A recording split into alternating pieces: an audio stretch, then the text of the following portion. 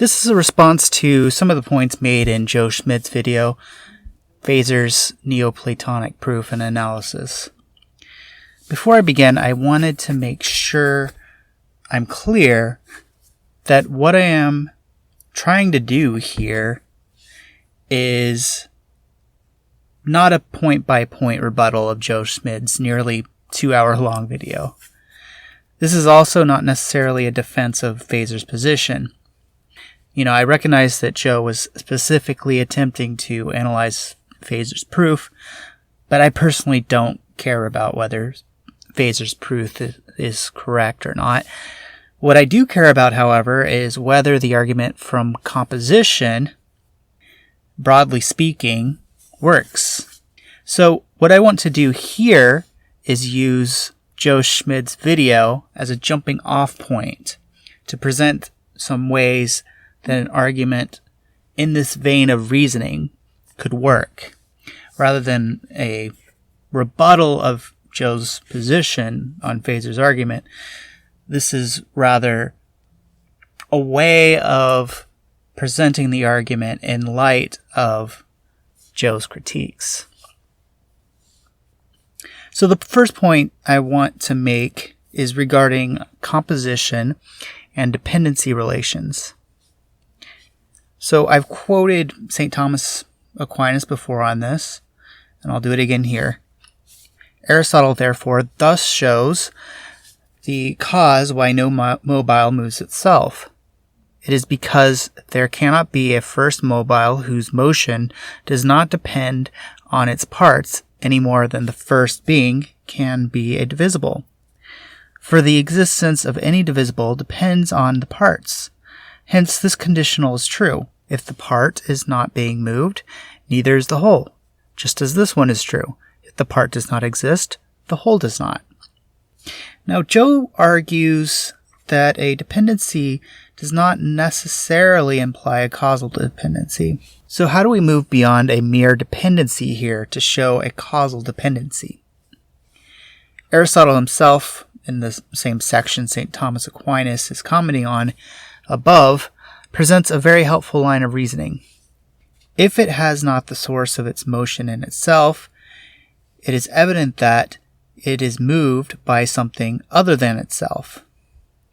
Using St. Thomas Aquinas' reasoning, we can substitute existence for motion, making it, if it has not the source of its existence in itself, it is evident that it is caused to exist by something other than itself. What Aristotle and St. Thomas are doing here is proving that the source of a creature's existence/motion is not in itself, and that it must therefore be in another. The idea is this: if a creature had the source of its existence/motion in itself, then it would exist/move independent of anything outside of itself. A creature does not exist/move independent of its parts, therefore the creature does not have its existence/motion in itself. If a creature does not have the source of its existence/motion in itself, then it must have the source of its existence/motion in another. A creature does not have its existence/motion in itself, therefore a creature has its existence/motion in another. So let's look at some of Joe's counterexamples and see if this still applies to the reasoning that I'm presenting here. Again, what I'm interested in doing here isn't refuting Joe's response to Phasor, but merely seeing if there's a way to formulate the argument from composition in a way that avoids Joe's objections. First, he gives the example of Socrates' singleton set. This seems like a really odd example to me because it seems that a singleton set is merely a logical distinction from any being, and probably most other Thomists are going to agree with that, so it's going to be controversial, to say the least, that Aristotle really depends in any way outside of our mind on an abstract object of a singleton set. Joe points out that Socrates would not exist without his singleton set, and yet the singleton set is derived from Socrates' existence. in a sense, Joe is right. But the issue is that the singleton set is logically derived from Socrates' existence. It isn't a being that is caused to exist by Socrates' existence. Parts, on the other hand, do really exist. So this is not an analogous example. Remember, the logic of St. Thomas Aquinas and Aristotle above involves a creature not having its own existence in itself because they depend on another for their existence. Joe, however, is providing an example of something that isn't really distinct from the creature, only logically distinct.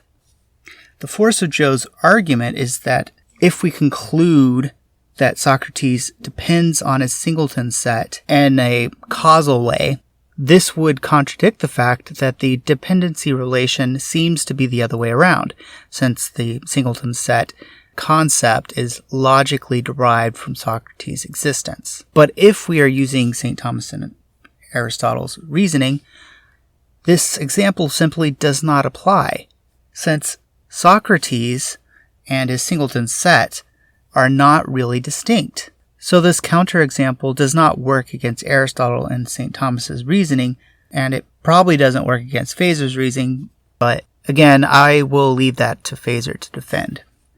Joe then says that God's existence depends on things like the law of non-contradiction as a necessary condition or presupposition of his existence.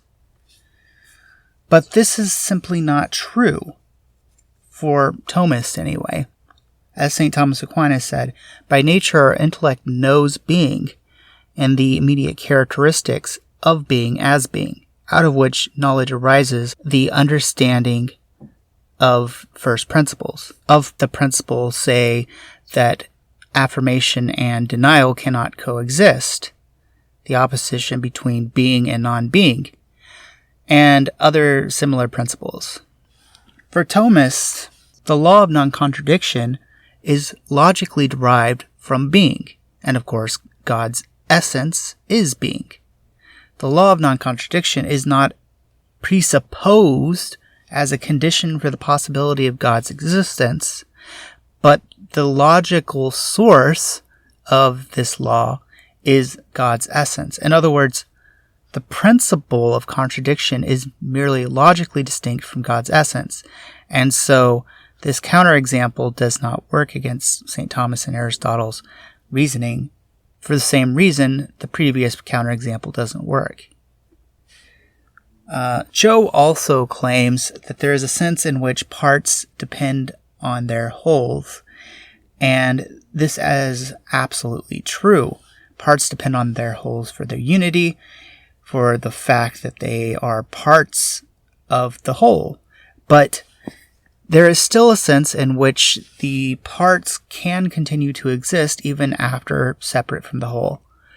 The underlying matter continues to exist while the form is lost. If the parts continue to exist in this sense, even after being separated from the whole, then they do not depend on the whole for their existence in this sense.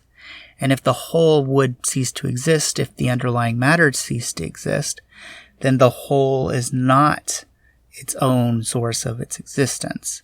And the rest of St. Thomas and Aristotle's reasoning can play out. The fact that the parts cannot continue to exist apart from the whole as parts of the whole doesn't challenge this view of the argument from composition at all. Joe then points out Phaser's argument results not in extrinsic cause of the whole, but the whole being caused by its parts. It should be clear in the way I formulated the arguments that this argument does not follow into that problem. My conclusion isn't even that the parts cause the whole, but merely that the whole must have its existence in another. That other could be the parts, or it could be something else. Technically, that's not a part of the conclusion of my argument, and you can use other arguments to exclude the non-composite being from being a part of a whole, such as those found in the Summa, Book 1, Question 3.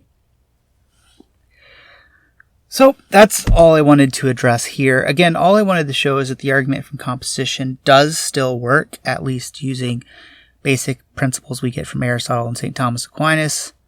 Whether Phaser's formulation in particular works, again, I'll leave that up to Phaser to defend. Thanks for watching.